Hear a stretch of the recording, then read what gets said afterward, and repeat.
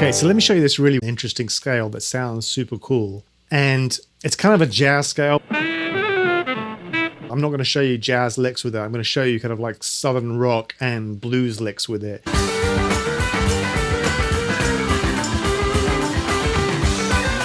So technically speaking, it's called a Dorian bebop scale, or it might be Mixolydian bebop. I can't remember which one. And it goes like this.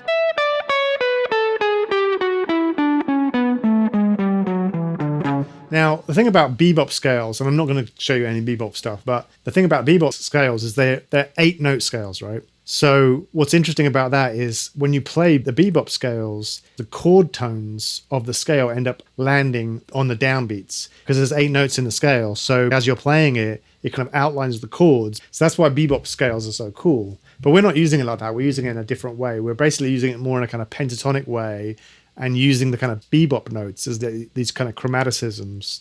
And it's just kind of a cool, weird scale, but it's also really easy to play. Think of it like this, right? We're in E. We're going to go backwards because it's easier backwards. So you're going to be finger 4, 2, 1, and then you repeat that, 4, 2, 1.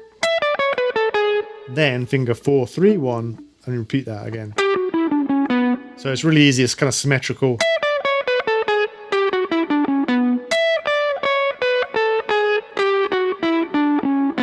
Then the last bit is chromatic, and then back to 4, 2, 1. So the whole thing goes like this.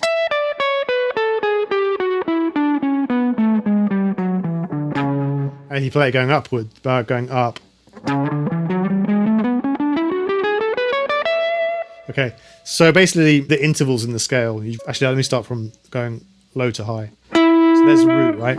E. So you've got a major second, minor third, major third, fourth, fifth, major sixth, flat 7, and root. So it's an interesting scale because it's got a major and a minor third in it, but that's very cool, right? So here's the kind of licks I'd use it for.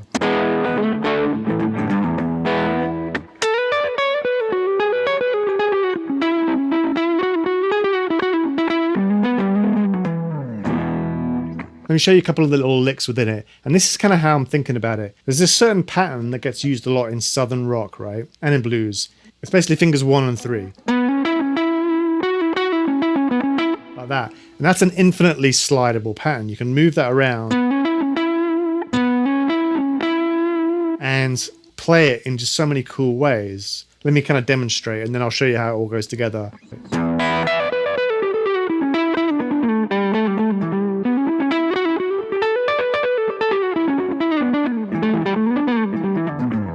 So it's this little slidable pattern, right?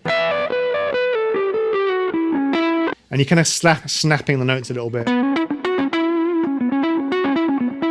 And one of the things you can do is use this flat finger trick where basically you walk up the scale and then you flatten your third finger. So there's that little kind of cool lick. And that's used a lot in southern rock and blues, you know, Eric Clapton, Dickie Betts. And what you're doing there is you're basically highlighting a perfect fourth.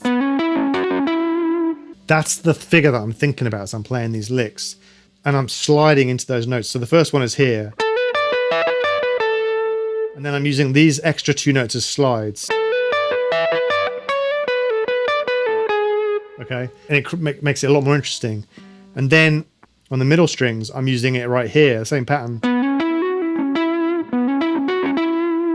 And then I'm using the outer 2 as slides. Okay, so you got...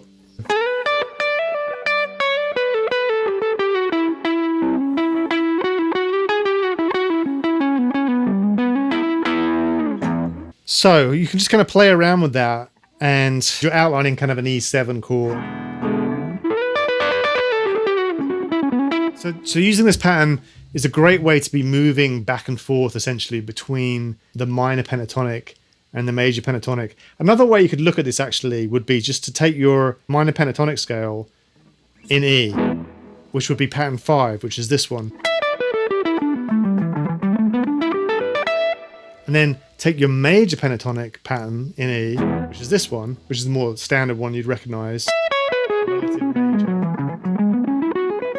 And what I'm essentially doing is mixing those 2 patterns together. So basically, you end up with like that, right? So that's what I'm doing. I'm basically, as I'm playing, I'm thinking about an E chord, major, and then moving into the minor, and back into the major. So that's a really cool way to think about it. It's just constantly kind of blending. Like a lot of blues players do this, you know. I mean, it's kind of like the same idea as how B.B. King uses the BB box, and he's basically blending major and minor the whole time. So you can create these really interesting melodies.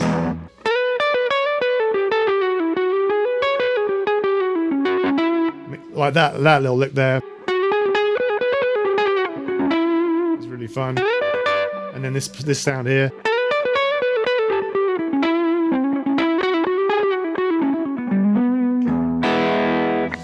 And then once you get used to that, you can kind of move it around, and you can use those same notes and play in some of the other patterns as well once you've learned what the notes are.